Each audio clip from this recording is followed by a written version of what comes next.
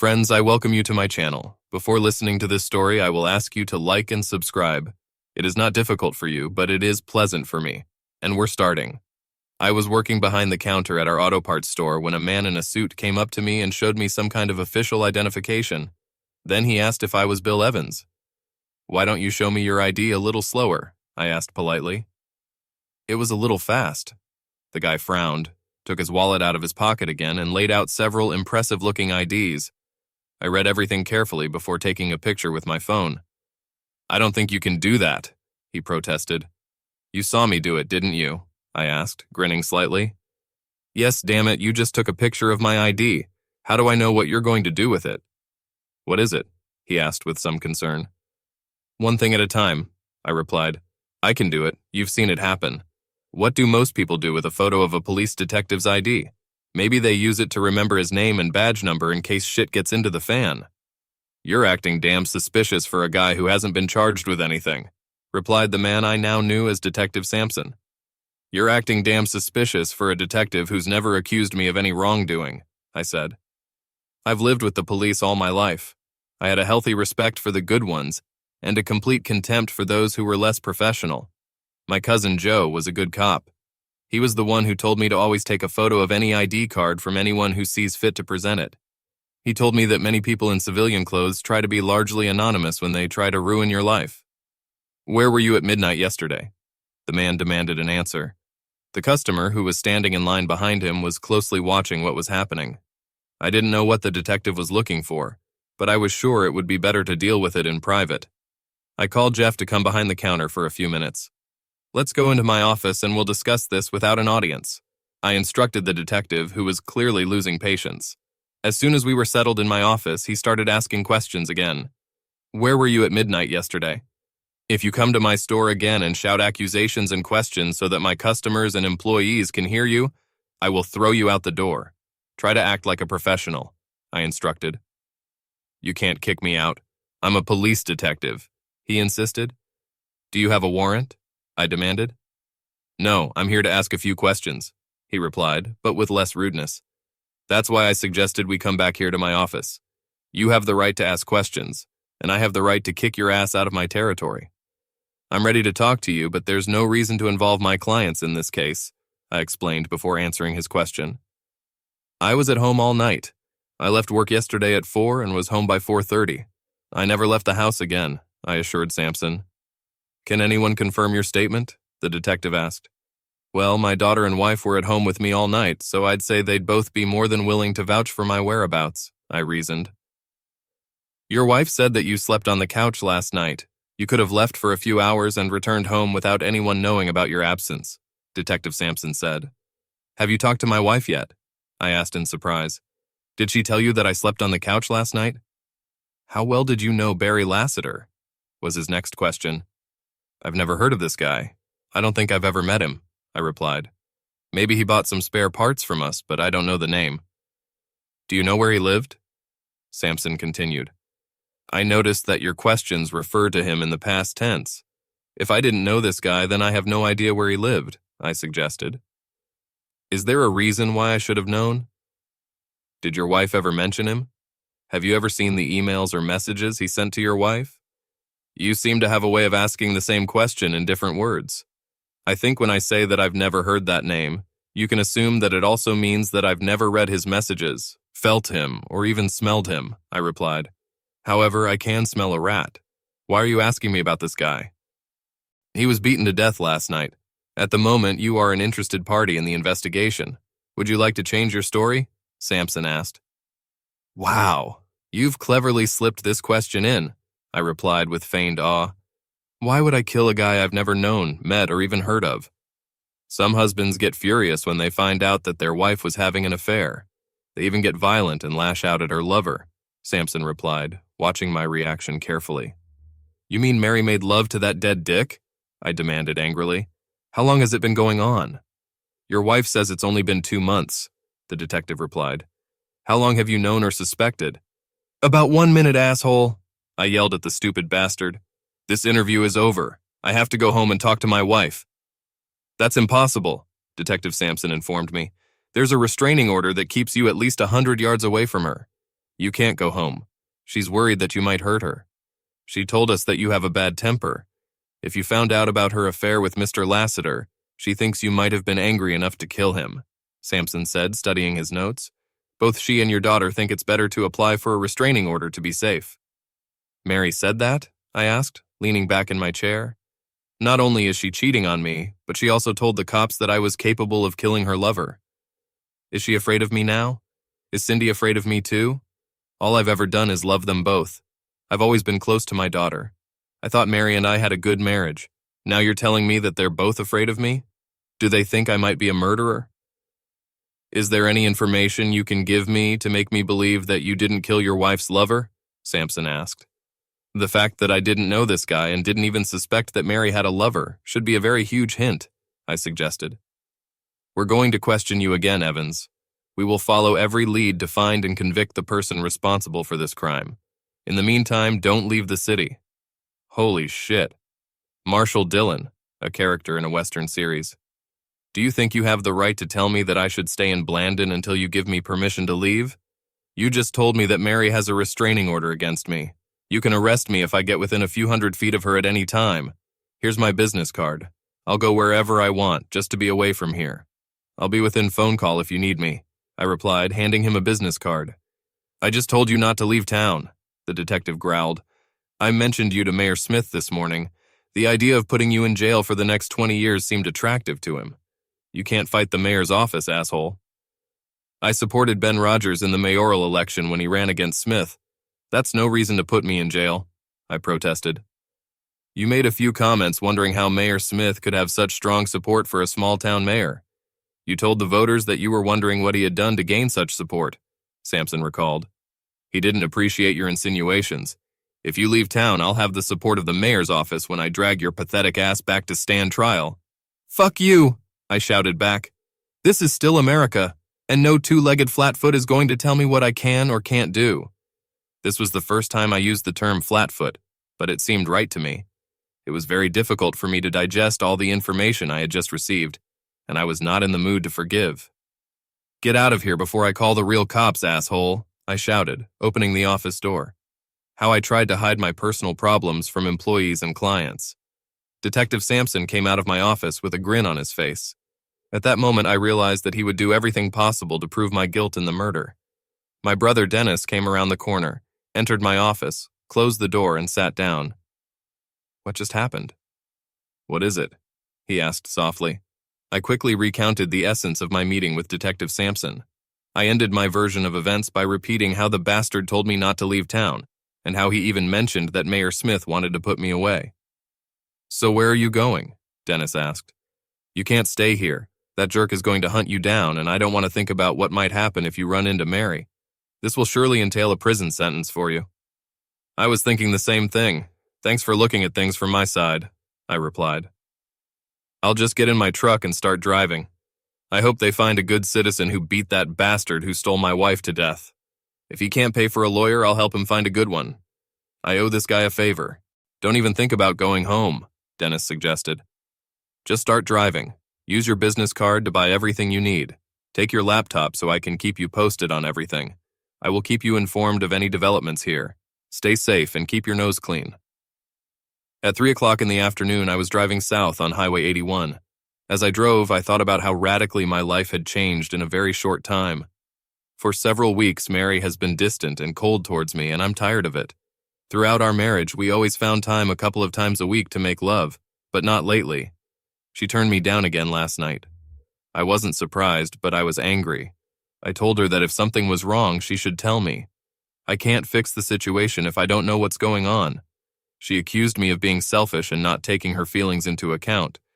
Just because I want to get turned on doesn't mean she has to lie down and spread her legs for me. She told me that she needed a romantic relationship and courtship to make her feel wanted and loved. Then I went to sleep on the couch. She got everything she wanted elsewhere, and I was out of my depth. The next day I found myself in West Tennessee. I stopped at a small park in some backwater town to take a little walk and relieve stiffness from my legs and back. I had been walking for only a few minutes when I noticed an unkempt-looking guy walking towards me. I always thought I could handle myself, so I didn't worry too much about him. Then he took out a gun and pointed it at my chest. "I want you to come with me," was all he said, nodding toward the old Ford Explorer. When we reached him, he opened the passenger door and invited me inside. When I sat down and buckled in, the guy was obviously concerned about safety. He quickly walked around the car and got behind the wheel. "Get that bag out of the back seat and put on what's in it," he ordered. I was waiting for an opportunity to grab the gun from his hand, but he didn't give me the opportunity. He looked unkempt, but he seemed to know what he was doing. I took the bag and pulled out what turned out to be a long lab coat, as well as a flip-top hat, latex gloves, and a pair of dark sunglasses. The guy stopped and parked at an abandoned sawmill. He made me unbuckle my seatbelt and put on a bathrobe. By the time I zipped him up and put on a hat, glasses, and gloves, he was dressed identically. "Let me guess, are we going to a masquerade party in the guise of the Blues Brothers?" I joked nervously, hoping that the guy would open up. He just snorted and motioned for me to fasten my seatbelt. I had a bad feeling when he pulled into the bank parking lot 5 minutes later. He motioned for me to sit still. He got out of the SUV and came over to open my door. When he did, he handed me a cloth bag. "You're going to keep it open while I put the money in," was all he said. I was about to suggest that he reconsider his not too well thought out plan when he put a gun to my forehead and nodded towards the bank. Surprisingly, it took 2 cashiers a very long time to notice that something was wrong. Their smiles finally disappeared when my captor pointed his gun at them. "Put all the money in the bag that bastard is holding," he demanded in a tone that showed that he did not consider me an equal partner. Cashiers had difficulty putting money in a bag because they couldn't get their hands under the thick acrylic panel that the bank's employees had installed for their safety. After suffering for half a minute or so, they just started slipping money under the panel while I swept it into a bag. The bag was almost full when the faint sounds of wailing sirens in the distance reached the financial institution. The approaching wail of sirens filled me with fear, which almost made me pack my shorts. "Damn it!" my fellow thief shouted. "I told you not to turn on the alarm." After uttering this curse, he pointed the gun at the cashier, a red-haired woman with a big bust, and pulled the trigger.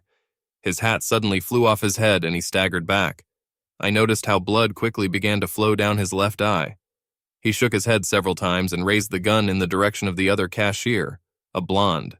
When he pointed the gun, I glanced in her direction.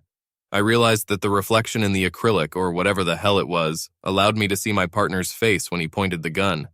More precisely, I was able to look into the barrel of his gun.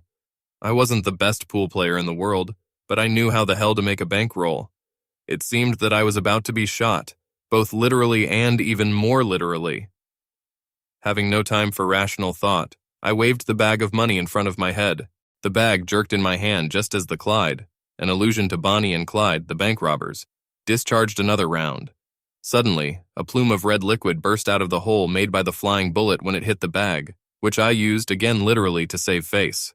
I dodged a bullet again literally. The paint couldn't have flown more accurately if I could have aimed. My comrade on the high road was quickly covered in red ink from his bloody head to the middle of his chest. Fortunately, not a single drop of ink touched me or my clothes. He was wiping blood and ink from his eyes, waving his weapon in my direction. Then I decided it was time to leave. The passenger window of his Explorer was smashed by another bullet while I was getting out the door. I turned left and started running through a wooded area when cars with sirens wailing pulled into the parking lot. Fortunately, there was a path in the forest, and I was able to keep up a brisk pace.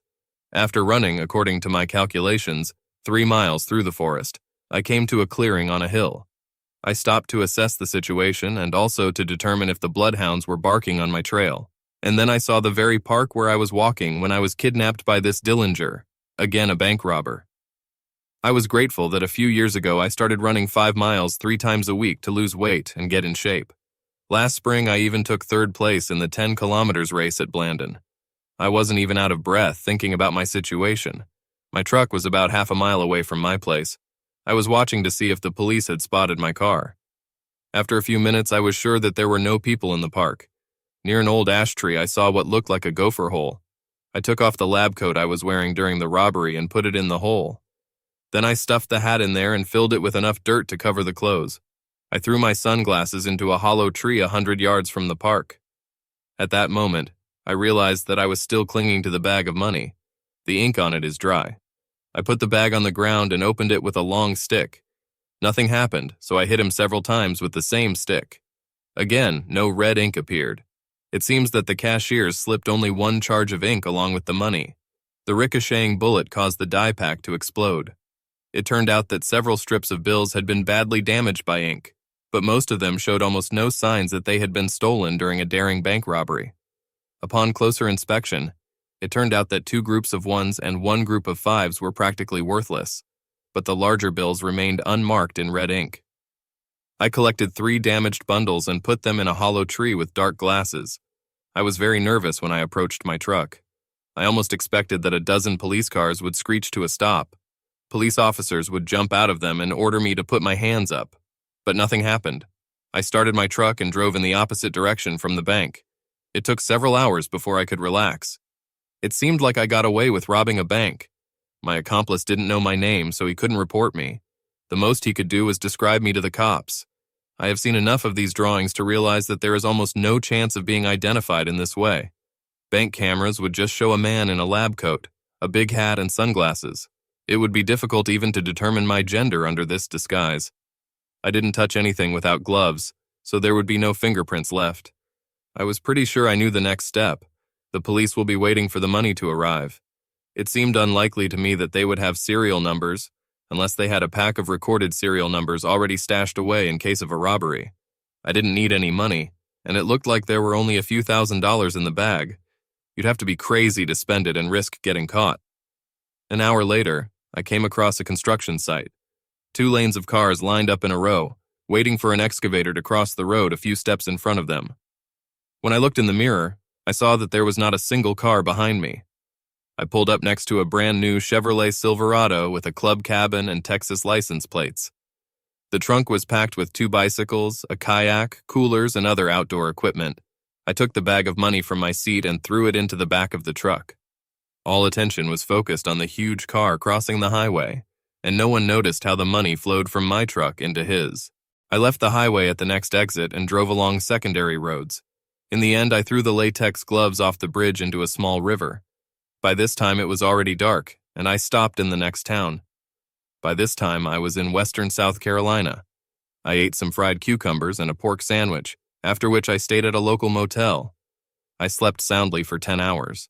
The next morning, I decided to read my email and also check Google for recent bank robberies.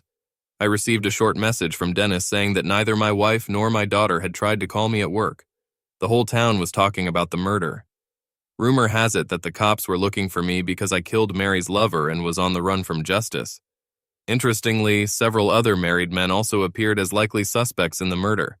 It seems that Barry Lassiter had quite a lot of married women in his cage, or so the rumor mill claimed.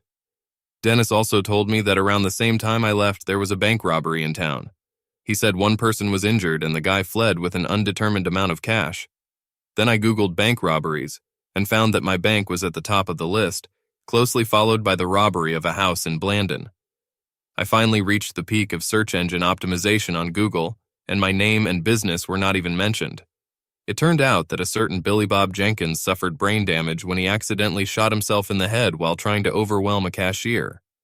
That's not exactly what the article said, but I was there, so I knew how it really was. Then he tried to shoot at the second cashier, the one with the beautiful smile, but the bullet ricocheted into a bag of money held by the second offender. This caused the die pack to explode in such a way that Billy Bob was splattered with live shit. Enraged, suffering from acute lead poisoning and blurred vision, Billy Bob tried to shoot his partner, who wisely disappeared through the door of the bank. He managed to shoot through the passenger window of his own car, but apparently he missed the target. Police were combing the wooded area behind the bank in search of the second fugitive. He was last seen walking, so state and local police were confident he would be apprehended soon. Billy Bob fell into a coma after brain surgery due to a bullet lodged in his head. He was unable to provide the police with any information about his accomplice. An updated and related article described how the police managed to trace the stolen bank money all the way to the family of a congressman from Texas. They were on vacation and stopped to explore the Biltmore estate in Asheville, North Carolina. While Congressman Johnson and his wife were inspecting the famous building, their 2 teenage boys were in souvenir shops and spending bank money like drunken sailors after a disembarkation at the port. Congressman Johnson denied knowing about the money or where it came from. The kids claimed they found them in the truck. After the interrogation, both teenagers admitted that there was more cash in their suitcase. $7,348 were found, slightly stained with paint. Police have yet to find out whether Congressman Johnson, his wife, or one of his sons was the second bank robber. The family was detained for questioning. This answered my question about whether the bank has a list of at least some serial numbers of stolen banknotes. I managed to save my ass and create problems for the politician at the same time. It was a great stroke of luck. I decided to explore the hills of South Carolina for a few days. I needed to lay low and stay out of trouble. I could only imagine how quickly I would be arrested for the murder of my wife's lover if my ass was already practically in jail for armed robbery. There were many quaint towns and tourist spots that you could see if you took your time and opened your eyes. A couple of days later, I was driving along a dirt road and came across an old pickup truck parked on the side of the road. Two women stood in front of him. They lifted the hood but didn't seem to understand what the problem was. I parked in front of them and went back to offer a helping hand. The two women looked similar enough to each other that I could tell they were probably sisters in their mid to late 30s. I introduced myself and offered my services. They looked at each other and nodded, then turned to me. "You're so kind," said the blonde sister with the heavier figure. "I'm Libby and this is my sister Abby. Our truck stalled here and we couldn't start it," added Abby, who was darker and a little simpler in appearance than her sister. I looked under the hood and saw that the battery terminal was badly rusted. I was about to scrape the debris off the terminal when the cable broke. "I think that might be the problem," I said, pointing to the battery. "I have some cables and tools in my truck. I own a spare parts store in the north. I change the batteries all the time. I repair and replace cables quite often." "That would be great," Libby exclaimed, clinging to my arm to get a better look at the problem. It took me about half an hour, but as soon as I replaced the cable and cleaned the battery terminals, the truck immediately started up. The sisters were delighted with my help.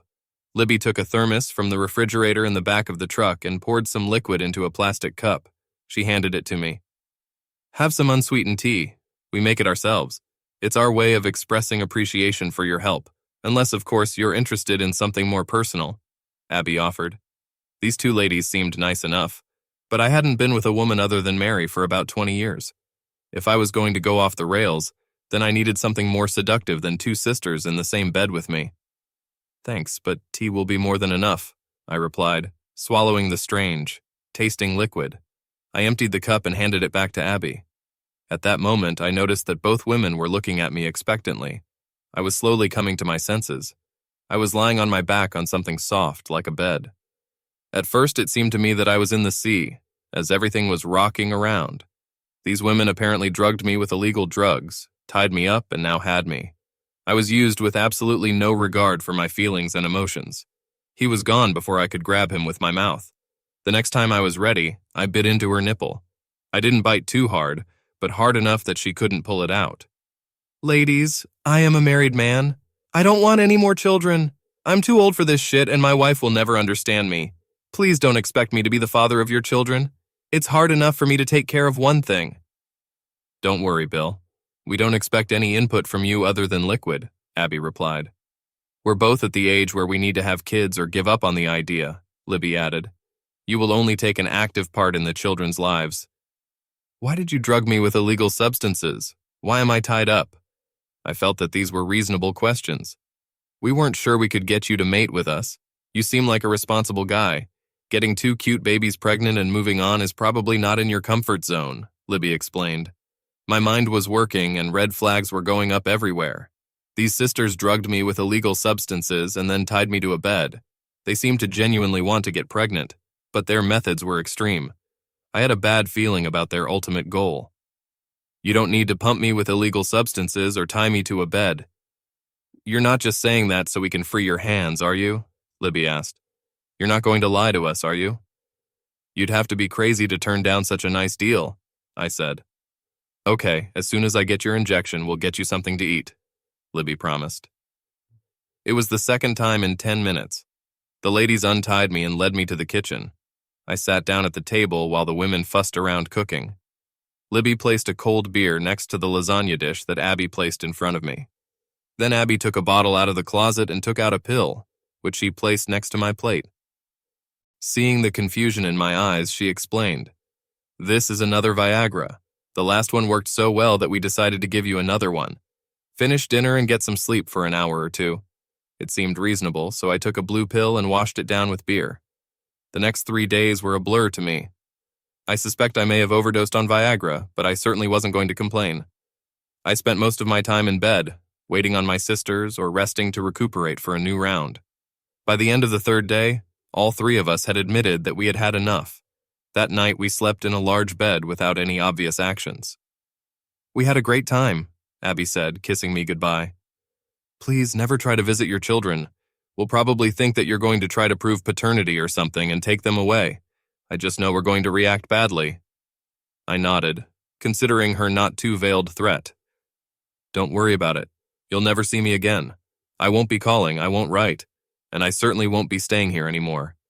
I'll have to settle for the wonderful memories of 2 of the most beautiful sisters on the planet." Libby wrapped her arms around me and kissed me deeply.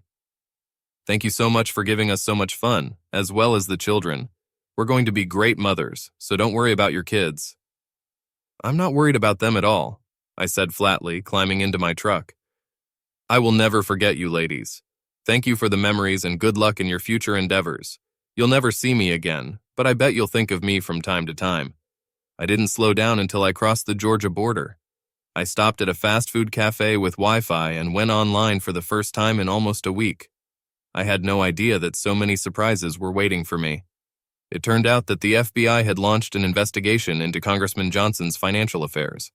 They discovered that he accepted cash to allow Mexican fools to enter the United States through his land. He even had a driver who transported them from a place near the border to a small town where they met with their bosses. The article said that Johnson was in the process of turning over his business partners. It seemed that more than a few of them had power and influence in Texas and Washington. Shit got into the fan. I never expected such a development. In another story, Billy Bob Jenkins was called a serial bank robber. He was the prime suspect in 8 bank robberies in 5 states, including in my hometown of Blandon. During his robbery, he shot and wounded 2 bank employees and a sheriff's deputy in North Carolina. I checked my email and saw that my brother, wife, and daughter had been trying to contact me for the past 2 days. I called Dennis to check the email he sent me. "Your vacation is over. They caught the guy who killed that bastard Lassiter. You won't believe it, but it was that pathetic freak, Detective Sampson. He did his best to make it look like you or Tim Robbins killed Lassiter." "Why was he trying to involve Tim Robbins in this?" I asked in confusion. "He's a good guy. We're bowling with him in our league." "Lassiter used your wife, as well as Lisa Robbins and Detective Sampson's wife. No offense," Dennis added. "No offense," I assured my brother. "How was Sampson caught?" "The day you left the city, the National Bank was robbed, and one of the customers was shot and wounded. The FBI seized the videos from the bank. They looked at it a few days ago to see if they could find the criminal who was watching the bank. One of the videos showed Sampson entering and leaving the building where Lassiter lived 15 minutes later. It was located opposite the bank and a little further down the street." "What the hell?" I asked, thinking about the likelihood that this would happen. "Did they catch the bank robber?" "Not here, but he robbed another bank a day or so later. It was in the South. This dumb bastard tried to shoot the cashier, but the bullet bounced off the acrylic glass screen and hit him in the head. The guy died a couple of days ago." "Wow, it looks like you had a lot of worries while I was gone," I replied, remembering Billy Bob's last hurrah. "That's not all," Dennis replied. "I don't know if you've heard, but Congressman Johnson from Texas got into deep political and legal shit.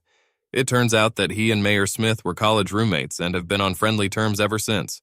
Smith was going to run for Congress next year, but Johnson tipped off the feds that Smith was involved with him in some kind of illegal substance smuggling. Smith is facing a long stretch upriver, prison. My head was spinning when I finished talking to my brother. I've heard of unintended consequences, but I've never heard of anything like this. I decided to just delete emails from my wife and daughter. It was time to go home and start the divorce. 2 days later, I walked into my house and saw Mary cooking dinner. She looked at me and burst into tears. "Dad, we've been trying to reach you for days," my 16-year-old daughter Cindy exclaimed, running up to me and hugging me. "Was that before or after you put a restraining order on me?" I asked, trying to keep from hugging Cindy back. "There was no restraining order. This Detective Sampson showed up one morning and told Mom he knew she was sleeping with that jerk, Lassiter. He took our phones and computers. He said we couldn't get in touch with you because you were wanted for Lassiter's murder. They were supposed to find and arrest you, and he didn't want us to warn you. My mom and I told him that he was crazy. You would never have killed someone even if Mom had stumbled, but he said he had all kinds of evidence. You didn't come home, so it looked like you were running from the law, just like he said, my daughter reasoned. It was only after the bank robbery and Sampson's arrest that we found out the truth. Uncle Dennis finally told us that Sampson interrogated you. That bastard said that Mom and I are afraid of you. He's a murderer and a liar, Dad. We weren't afraid. We know that you love us and will never hurt us, Cindy concluded. What about your mother and that idiot Lassiter? You just told me that she slept with this guy before he was killed, I pointed out. You need to talk to your mom about this, Cindy replied with tears in her eyes. Please listen to her, Dad. She loves you more than anything in the world. Don't let this ruin the best you've ever had. Mom, I'll finish cooking dinner. You need to talk to Dad alone. Tell him what you told me. He'll understand, Cindy insisted, her gaze seeming to challenge me. Mary dejectedly went into our bedroom and closed the door as soon as I followed her inside. Tears were streaming down her cheeks as she looked at me. Bill, I slept with Barry Lassiter. I'm so sorry about this. Please forgive me. You think it's that simple? Did you have an affair for a few months and then you just apologized? Does it make everything orderly? I don't think so, I replied with some anger. Months? It was a one-time thing. It was at Sue Kane's retirement party on Friday. I've had too much to drink. It was wrong, but it's not an excuse. Barry offered to help me get home, but he took me to his place. He practically carried me to his apartment and possessed me. I woke up an hour later to find him sleeping naked next to me. I didn't even know where I was, Mary declared between sobs. I got dressed and left. I called a taxi to take me home. Do you remember when I told you I'd had too much to drink and didn't want to go home? You took me back for the car the next day, Mary concluded. Why didn't you tell me he did it? I demanded an answer. I'd tear that bastard apart and feed him to the fucking fish. I knew that. I knew I had to tell you, but I was hoping to find a time when Barry wasn't around. I was afraid you'd kill him and end up in jail. I can understand if you leave me, but I will never forgive myself if you end up in prison because of my stupid actions. You're a good man, Bill. You deserve better. I won't fight you if you want to get a divorce. The events of the last 10 days flashed through my mind as I looked at my crying wife. She was clearly devastated. I left home thinking she didn't believe in me, but did I have enough faith myself? I believed Sampson when he told me that Mary and Cindy had asked for a restraining order and were afraid of me. I should have known them better. I was thinking about Detective Sampson, caught on surveillance cameras at the bank, and how I blindly accused Congressman Johnson and led him to fall. I indirectly flushed Mayor Smith's career down the toilet and also led him to prison. I even managed to participate in an armed bank robbery. I was doing all this, and Mary was apologizing to me for being in the rapist's bed. I thought about how difficult it was for her to admit this to me, and also how worried she was about my well-being. I was the only one who had several good reasons to apologize. Mary watched me while I considered her confession. If she hadn't drunk too much and been carried to Lassiter's bed, none of what I've been through in the last 10 days would have happened. Detective Sampson would never visit me at work. If I hadn't left town that day, Billy Bob might still be robbing banks and shooting people. Congressman Johnson could continue to import banned substances into the country, making important government decisions. Mayor Smith could launch his congressional campaign, funded by money from illegal substances and his unholy partnership with Johnson. Billy Bob still managed to achieve something good thanks to his cruel nature. Detective Sampson was identified on the video from the bank. This prevented him from finding a scapegoat to accuse him of the murder he committed with his own hands. I've made a decision. I knew how to do the right thing, but I also knew that sometimes things go more smoothly when you do the wrong things for the right reasons. Should I tell Mary about Billy Bob, Congressman Johnson, Mayor Smith, Detective Sampson, and my 3 days with Abby and Libby? It won't do any good. At least I didn't see any positive purpose. Mary, if I'm still with you, I'll love you forever, I said softly. She was in my arms and hugged me as tightly as she could. I realized how good it feels when her body is pressed against mine. She was my love, my girl forever. I carried her in my arms to the kitchen. She laughed and kissed my face all the time. Well done, Dad. You did the right thing. I knew this would happen. You and Mom love each other too much to let anything come between you, Cindy argued. Is there any chance that as a result of this adventure, I will have a brother or sister? I thought briefly about Abby and Libby and how much they wanted children, but despite this, I realized that Cindy would have neither brothers nor sisters. I'm sorry, Cindy. You won't have any brothers or sisters, Mary replied. I've explained all this to you before. When I was pregnant with you, I had complications. The doctor was worried that another pregnancy could lead to very serious consequences, so immediately after your birth, your father had a vasectomy. Since then, he has been shooting only with blanks.